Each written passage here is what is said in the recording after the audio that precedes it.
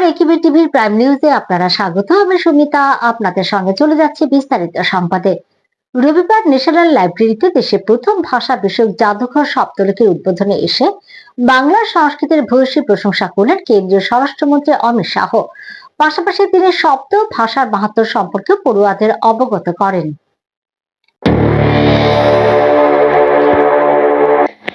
বাংলা 5 দশক এগিয়ে থেকে ভারতকে নেতৃত্ব দিয়েছে। রবিবার ন্যাশনাল লাইব্রেরিতে দেশের প্রথম ভাষা বিষয়ক জাদুঘর শব্দলিপির উদ্বোধনে এসে কেন্দ্রের স্বরাষ্ট্রমন্ত্রী অমিত শাহ বাংলা সংস্কৃতির ভূয়সী প্রশংসা করেন। পাশাপাশি তিনি শব্দ ভাষার মাহাত্ম্য সম্পর্কেও পড়ুয়াদের অবগত করেন। তিনি জানান, মানুষ ভাষাকে নয়, ভাষা মানুষকে তৈরি করেছে। কোনো দেশের সাংস্কৃতিক অভিব্যক্তি ভাষা ছাড়া সম্ভব নয়। ভাষা থেকে সংস্কৃতির উৎপত্তি।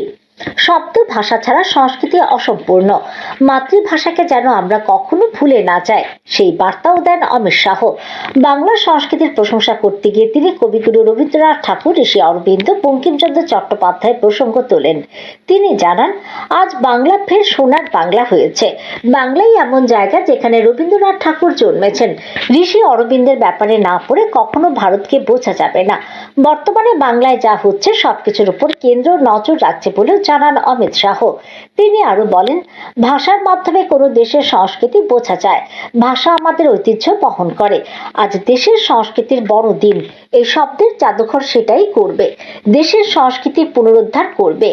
আমাদের দেশের সংকীর্ণতার কোনো জায়গা নেই। আমরা কখনো কোনো মতাদর্শের উপর নিয়ন্ত্রণ করিনি। কারো বিচারধারায় আমরা প্রতিবন্ধকতা তৈরি করতে চাইনি। সংকীর্ণতা ভারতীয় সংস্কৃতির চিহ্ন হতে পারে না।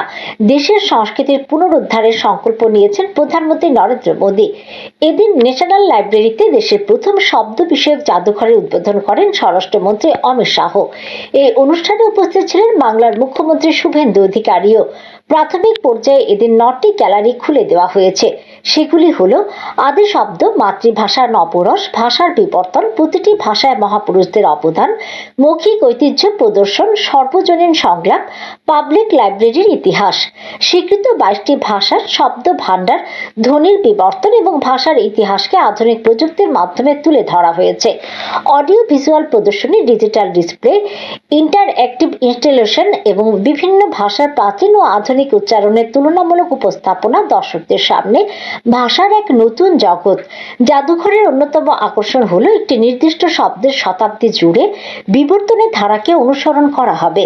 কোনো শব্দ 1000 বা 2000 বছর আগে কিভাবে উচ্চারিত হতো, তার অর্থ কি ছিল এবং সময়ের সঙ্গে সঙ্গে কিভাবে তার পরিবর্তন ঘটেছে তার তথ্য নমুনা এখানে পাওয়া যাবে।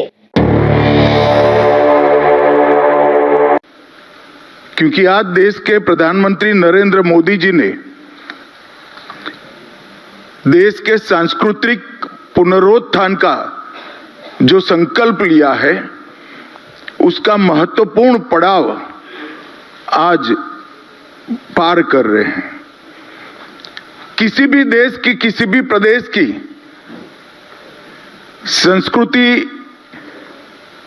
संस्कृति की अभिव्यक्ति वो भाषा के बगैर संभव हो ही नहीं सकती, और भाव से उत्पन्न शब्दों के बगैर भाषा बन ही नहीं सकती है। जब तक हमारी आने वाली पीढ़ियां, मेरे सामने बैठे हुए विद्यार्थी बच्चे भाषा शब्द से बनती है, शब्द भाव से उत्पन्न होता है, और भाषा से संस्कृति बनती है, संस्कृति की अभिव्यक्ति होती है। ये यात्रा को नहीं जानेंगे तब तक इस देश का सांस्कृतिक पुनरुद्धार हो ही नहीं सकता। तो सांस्कृतिक पुनरुत्थान का एक मूल कमी इस शब्द संग्रहालय पूरी करेगा, इसका मुझे पूरा विश्वास है। Bureau report, AKB TV. সংসদ অফিসের বন্দ্যোপাধ্যায়ের আমতলার 5 তলা অফিস ভাঙায় স্থিতাবস্থা বজায় রাখার নির্দেশ দিল কলকাতা হাইকোর্ট। পরবর্তী নির্দেশ না দেওয়া পর্যন্ত বন্ধ রাখতে হবে বাড়িটি ভাঙার কাজ। হাইকোর্টের এই নির্দেশের ফলে কিছুটা হলে স্বস্তিতে অভিষেক। পশ্চিমবাংলার আমতলায় সাংসদ অভিষেক বন্দ্যোপাধ্যায়ের 5তলা অফিস ভাঙায় স্থিতাবস্থা বজায় রাখার নির্দেশ দিয়েছে কলকাতা হাইকোর্ট। এক্ষেত্রে পরবর্তী নির্দেশ না দেওয়া পর্যন্ত বন্ধ রাখতে হবে বাড়িটি ভাঙার কাজ। এই বাড়ি নির্মাণের যাবতীয় সমস্ত তথ্য তলব করেছে আদালত। সবকিছু খতিয়ে দেখে তারপর সিদ্ধান্ত নেওয়া হবে। এই মামলার আবেদনকারী লিভস অ্যান্ড বাউন্ড। শনিবার ডায়মন্ড হারবারে অভিষেক বন্দ্যোপাধ্যায়ের অফিসে বুলডোজার চলে। রবিবার কলকাতা হাইকোর্টে জরুরি শুনানির আর্জি জানানো হয়। বেনজিরভাবে শুনানি হয় বিচারপতি রাজা বসু চৌধুরী এজলাসে। সেই শুনানিতে আবেদনকারীর আইনজীবী কিশোর দত্ত আদালতে জানান, 5তলা বিল্ডিং শনিবার থেকে ভাঙা হচ্ছে। মালিককে হিয়ারিং নোটিশ দেওয়া হয়নি। গত 30 জুন নোটিশ দেওয়া হয়। 15 July hearing take place. 8 July অর্থাৎ 7 দিন আগে আমাদের জানানো হয়। যথার্থ সময় দেওয়া হয়নি। তারপর কিছু না জানিয়ে ভাঙা শুরু হয়েছে। বিচারপতিকে পঞ্চায়েত আইন খতিয়ে দেখার অনুরোধ করেন আবেদনকারীর আইনজীবী। স্ট্যাটিউটরি স্কিম অনুযায়ী মালিককে আগে নোটিশ দেওয়া উচিত বলে দাবি করেন তিনি।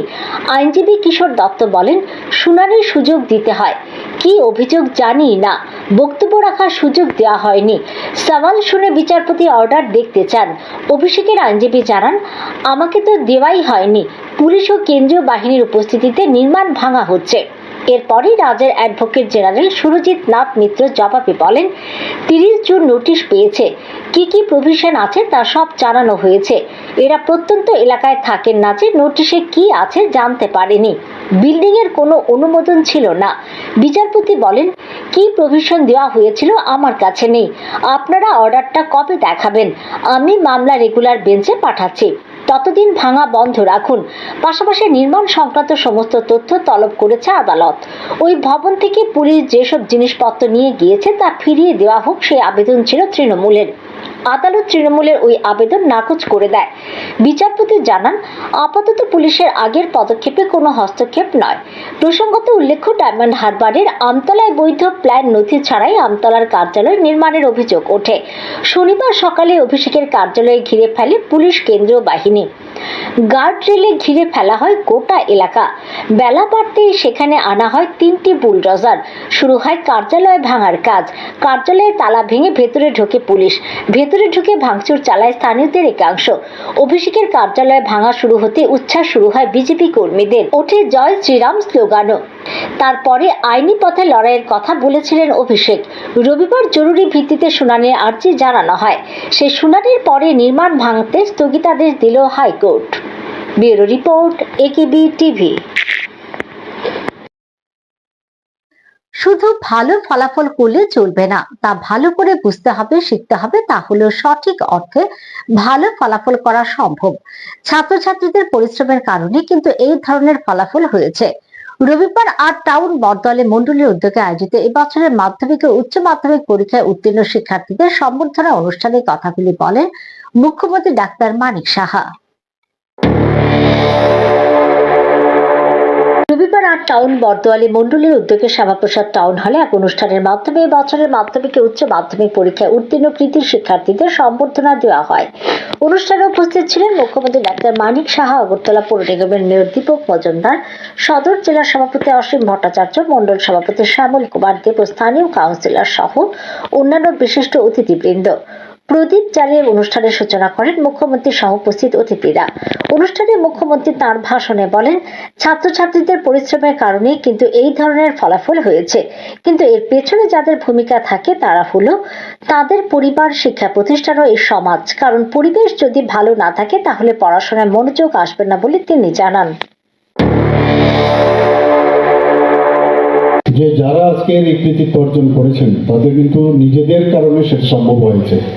পাশাপাশি কারণ ভিতর থেকে যতক্ষণ ধরে না আসবে যে আমার করতে হবে, ভালো পরীক্ষার রেজাল্ট আনতে হবে, ভালোভাবে আমার বুঝতে হবে, বিষয়টা লিখতে হবে, জানতে হবে, সেই যে বিষয়, তাদের যে অধ্যবসায় এবং নিষ্ঠা এবং তাদের যে প্রতিভা, সেটা কিন্তু আজকে প্রকাশ পেয়েছে। এবং এর জন্য আমি প্রথমেই যারা কৃতি ছাত্রছাত্রীরা এখানে উপস্থিত রয়েছেন তাদেরকে আমি আন্তরিক অভিনন্দন জানাচ্ছি।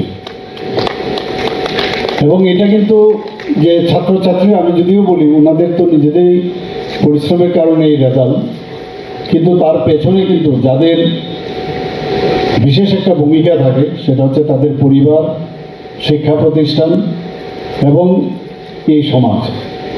কারণ এনভায়রনমেন্ট যদি প্রপার না থাকে পড়াশোনার তো কনসেন্ট্রেশনও আসবে না এবং চিন্তার যে ভাবনা। এদিন এ বছরের মাধ্যমিক ও উচ্চ মাধ্যমিক পরীক্ষায় সফল ছাত্রছাত্রীদের হাতে সম্মাননা স্মারক তুলে দিয়ে তাদের ভবিষ্যৎ জীবনের সাফল্য কামনা করেন মুখ্যমন্ত্রী সহ উপস্থিত অতিথিরা। Bureau report, AKB TV. নিচে ছোট্ট একটি বিজ্ঞাপন বিরতির সঙ্গে থাকুন।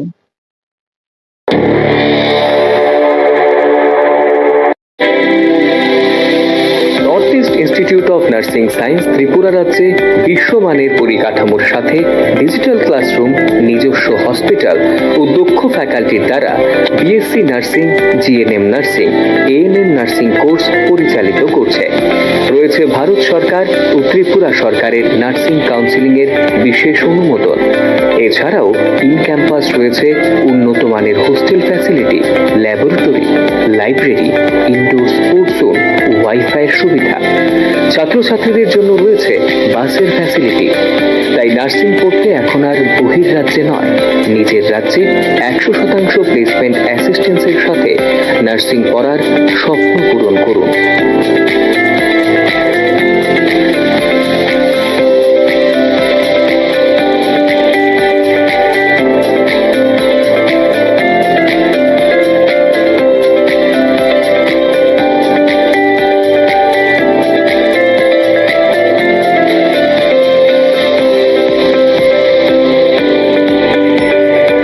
জন্য আজই যোগাযোগ করুন north East Institute of Nursing science, Agartala, Amtali bypass. Phone নম্বর 7085155609, 7005127202, 0381231506, 8257808056 অথবা ভিজিট করুন www.neins.ind.in, a unit of Devlook Hospital.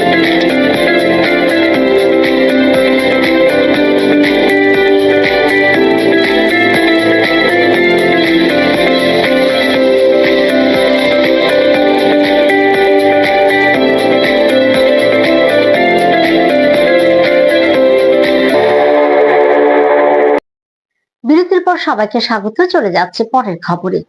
প্রকল্পে শ্রমিকদের কর্মদিবস 100 থেকে বাড়িয়ে 125 দিন এবং দৈনিক মজুরি 300 টাকা নির্ধারণের সিদ্ধান্তকে স্বাগত জানিয়ে প্রধানমন্ত্রী ও কেন্দ্র সরকারকে ধন্যবাদ জানানো বিজেপি। এরই অঙ্গ হিসেবে রবিবার 29 কৃষ্ণপুর বিধানসভা কেন্দ্রের বিভিন্ন শক্তি কেন্দ্রের উদ্যোগে অনুষ্ঠিত হয় ধন্যবাদ র্যালি ও সভা। রবিবার 29 কৃষ্ণপুর বিধানসভা কেন্দ্রের বিভিন্ন শক্তি কেন্দ্রের উদ্যোগে ধন্যবাদ র্যালি ও সভা অনুষ্ঠিত হয়। তেলিয়াপাড়া মহকুমার চাকমাঘাট এলাকায় 29 কৃষ্ণপুর মণ্ডল কার্যালয়কে কেন্দ্র করে আয়োজিত কর্মসূচিতে অংশ নেন গ্রামীণ এলাকার সাধারণ মানুষ, বিজেপি কর্মী সমর্থক ও দলীয় নেতৃত্ব। মণ্ডল কার্যালয় থেকে শুরু হওয়া র্যালিটি চাকমাঘাট এলাকার জাতীয় সড়ক পরিক্রমা করে ফের চাকমাঘাট কার্যালয়ে এসে শেষ হয়। র্যালিতে উপস্থিত ছিলেন রাজ্যের জনজাতি কল্যাণ দপ্তরের মন্ত্রী তথা 29 কৃষ্ণপুর বিধানসভা কেন্দ্রের বিধায়ক বিকাশ দেববর্মা। এছাড়াও ছিলেন মণ্ডলের সহ সভাপতি গোপাল দাস সরকার, সাধারণ সম্পাদক মদন সাহা সহ অন্যান্য দলীয় নেতৃত্ব ও কার্যকর্তারা। এদিন বিভিন্ন শক্তি কেন্দ্রের উদ্যোগে আয়োজিত ধন্যবাদ সভায় বক্তারা ভিবিজি রাম প্রকল্পের গুরুত্ব তুলে ধরেন। সভায় বক্তব্য রাখতে গিয়ে মন্ত্রী বিকাশ দেববর্মা বলেন, আগের সরকারের আমলে সরকারি সুযোগ সুবিধা পাওয়ার জন্য সাধারণ মানুষকে আন্দোলনে নামতে হতো, কিন্তু বর্তমানে প্রধানমন্ত্রী নরেন্দ্র মোদীর নেতৃত্বাধীন কেন্দ্রীয় সরকার জনগণের স্বার্থে একের পর এক জনকল্যাণমূলক প্রকল্প বাস্তবায়ন করছে। আন্দোলন ছাড়াই সাধারণ মানুষ সরকারি প্রকল্পের সুবিধা পাচ্ছেন। তিনি আরো বলেন, ভিবিজি রাম প্রকল্পে কর্মদিবস 100 থেকে বাড়িয়ে 125 দিন এবং দৈনিক মজুরি 300 টাকা করায় গ্রামীণ শ্রমজীবী মানুষ বিশেষভাবে উপকৃত হবেন। পাশাপাশি মহিলাদের সামাজিক ও আর্থিক ক্ষমতায়নের ক্ষেত্রে বর্তমান বিজেপি সরকার নিরলসভাবে কাজ করে চলেছে বলে দাবি করেন তিনি। প্রথমে আমি ধন্যবাদ দিতে চাই দেশের যশস্বী প্রধানমন্ত্রী নরেন্দ্র মোদীজিকে এবং রাজ্যের জনপ্রিয় মুখ্যমন্ত্রী প্রফেসর ডক্টর মানিক সাহাজিকে। আমাদের এই রাজ্যে আমাদের ভিবি রামজি আগে রেখেছিল, এখন বিবি রামজি চালু হয়েছে। আগে অনেক কিছু আন্দোলন করতে হতো পেতে গেলে, আজকে কোনো কিছু আন্দোলন করতে হয় না। 100 দিনের জায়গার মধ্যে 125 দিন করেছে এবং 300 টাকা হাজিরা রোজগার দিয়েছে। তার জন্য মোদিজিকে অসংখ্য ধন্যবাদ এবং রাজ্যের জনপ্রিয় মুখ্যমন্ত্রীকে অসংখ্য ধন্যবাদ। এখন আন্দোলন করতে হয় না। আগে সিপিএম 35টা বছরের আমলে জুতা 10 জোড়া জুতা চিনতে হতো, ডেইলি আন্দোলন ছাড়া কোনো কিছু হইতো না। তারা ডেইলি দিতে হবে সংগ্রাম সংগ্রাম। এখন কোনো সংগ্রাম নাই, কোনো কিছু নাই। সবকা সাথ, সবকা বিকাশ, সবকা প্রয়াস, সবকা বিশ্ববাস। মোদিজি আছে মানে সব কুছ আছে। মোদিজি হে তো মুমকিন হে। তার জন্য মোদিজিকে অসংখ্য ধন্যবাদ। মানুষের জন্য কর্মসংস্থানের রোজগার গ্যারান্টি রোজগার করেছে, আন্দোলন ছাড়া রোজগার হয়েছে। তার জন্য আমাদের রাজ্যের জনপ্রিয় মুখ্যমন্ত্রীজিকেও ধন্যবাদ জানাই। থ্যাংক ইউ, ধন্যবাদ। এই সিদ্ধান্তের জন্য প্রধানমন্ত্রী নরেন্দ্র মোদী এবং কেন্দ্রীয় সরকারের প্রতি কৃতজ্ঞতা জানান মন্ত্রী। এদিন ধন্যবাদ র্যালি ও সভাকে ঘিরে 29 কৃষ্ণপুর বিধানসভা কেন্দ্রের বিভিন্ন এলাকায় দলীয় কর্মী সমর্থক ও সাধারণ মানুষের মধ্যে যথেষ্ট উৎসাহ লক্ষ্য করা যায়। Bureau report, AKB TV. বর্তমানে বিভিন্ন সামাজিক মাধ্যমে ছোট্ট মনুশ্রী চৌধুরী ভাইরাল। মনুশ্রীকে বাঁচাতে প্রয়োজন 16,37,00,000 টাকার ইনজেকশন। তাই সকলকে সাহায্যের হাত বাড়িয়ে দেওয়ার জন্য রবিবার আগরতলা প্রেস ক্লাবের সাংবাদিক সম্মেলন করে আবেদন জানালেন মনুশ্রীর বাবা। ছোট্ট মনুশ্রী চৌধুরীর চিকিৎসার জন্য তার অসহায় বাবা রবিবার আগরতলা প্রেস ক্লাবে সাংবাদিক সম্মেলন করেন। জটিল দুরারোগ্য ব্যাধিতে আক্রান্ত শিশুকন্যা মনুশ্রীর বাবা ধ্রুব চৌধুরী জানান, দিল্লির এইমসের চিকিৎসক ডাক্তার শেফালি গুলাটির পরামর্শ অনুযায়ী মনুশ্রীর চিকিৎসার জন্য প্রয়োজনীয় ইনজেকশনের মূল্য প্রায় 16,37,00,000 টাকা। ইনজেকশনের দাম নিয়ে 9 কোটি টাকা বলে যে বিভ্রান্ত ছড়িয়েছে তা সঠিক নয় বলেও তিনি স্পষ্ট করেন। তিনি জানান, ইতিমধ্যে প্রায় 4 কোটির বেশি টাকা সংগ্রহ হয়েছে। তবে নির্ধারিত সময়ের মধ্যে ইনজেকশন দিতে হলে এখনো প্রয়োজন বিপুল অর্থের। চিকিৎসার জন্য হাতে রয়েছে মাত্র 1 মাস। তাই মনুশ্রীকে বাঁচাতে রাজ্যবাসী ও দেশবাসীর কাছে কাতর কণ্ঠে আন্তরিকভাবে আর্থিক সহায়তার আবেদন জানান তিনি। সমগ্র ত্রিপুরাবাসী আমাকে যেভাবে সাহায্য করছে, সরি মনুশ্রীকে যেভাবে সাহায্য করছে, সত্যি এটা খুব প্রশংসনীয়। তো আমি এখানে বেশি কথা বলার সে মানসিকতা নেই। এইমাত্র আমি ত্রিপুরার মাটিতে পা রাখলাম। তো যেটা ইম্পর্টেন্ট বিষয়, সবাই বলছিল যে প্রেসক্রিপশনে লেখা কোথায়। তো আমি জীবিত যাই, তো তখন তারা আমাদেরকে এইমসে রেফার করলো। তো ওইখান থেকে আমি এটা যেটা আমি বলছিলাম প্রথম থেকে, এটা আমি দিয়ে দেবো আপনাদেরকে। এখানে পুরো লেখা আছে, আপনারা দেখতে পাবেন। আমি মার্ক করেছি হাইলাইটাতে 1.7 মিলিয়ন। হ্যাঁ, তো ইন্ডিয়ান কারেন্সিতে এটা আপনারা একটু গুগল করে দেখে নেবেন। আর মেডিসিনের নামটাও লেখা আছে, যেটা আমি বলছিলাম। ঠিক আছে, আর শুধু এটাই না, এখানে লেখা আছে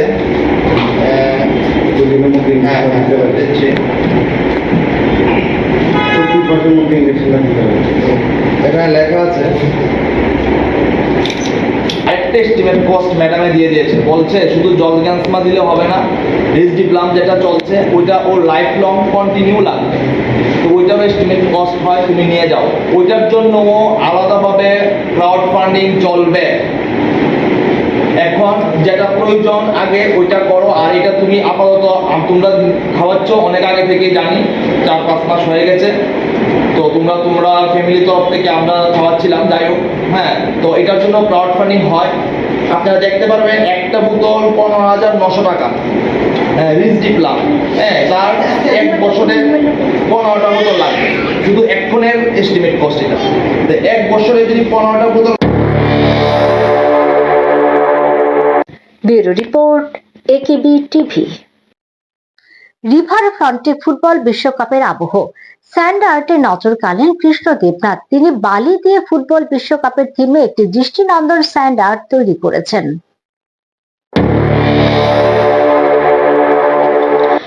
হাওড়া নদীর অববাহিকায় নির্মীয়মান রিভার ফ্রন্ট ডেভেলপমেন্ট প্রকল্পে গড়ে উঠছে একটি মনোরম পার্ক। পার্কের অন্যতম আকর্ষণ হিসেবে নির্ধারিত হয়েছে একটি বিশেষ স্যান্ড আর্ট জোন। ফুটবল বিশ্বকাপের ফাইনালকে সামনে রেখে স্যান্ড আর্টিস্ট কৃষ্ণ দেবনাথ বালিদি ফুটবল বিশ্বকাপের থিমে একটি দৃষ্টিনন্দন স্যান্ড আর্ট তৈরি করেছেন। শিল্পকর্মের কেন্দ্রে রয়েছে বিশ্বকাপের ট্রফি, যার দুপাশে ট্রফি জয়ের লড়াইয়ে থাকা দুই ফুটবলারের প্রতিচ্ছবি ফুটিয়ে তোলা হয়েছে। এই স্যান্ড আর্ট জোনের সময় ও বিশেষ উপলক্ষ অনুযায়ী নতুন নতুন শিল্পকর্ম তৈরি করা হবে। স্বাধীনতা দিবসের থিম, দুর্গাপূজায় মা দুর্গার প্রতিকৃতি এবং অন্যান্য গুরুত্বপূর্ণ দিবসেও সংশ্লিষ্ট বিষয় ভিত্তিক স্যান্ড আর্ট প্রদর্শন করা হবে। অ্যাকচুয়ালি আমাদের কোম্পানি এই স্যান্ড আর্টটা করেছে। এইখানটাতে অনেক কিছু এরকম এক্সেপশনাল, যে গ্রাম পরিবেশের বা আমাদের বাঙালির যে প্রিয় খেলা ফুটবল, যেই সিজনই আসবে ওই যত গুরুত্বপূর্ণ জিনিস আসবে সেইগুলো স্যান্ড আর্টের মাধ্যমে সেখানে প্রকাশিত করা হবে। যেমন সামনে 15ই আগস্ট আসছে, তখন 15ই আগস্ট উপলক্ষে স্যান্ড আর্ট হবে। তারপর দুর্গাপুজো আসছে, দুর্গাপুজো উপলক্ষে এখানে একটা স্যান্ড আর্ট হবে।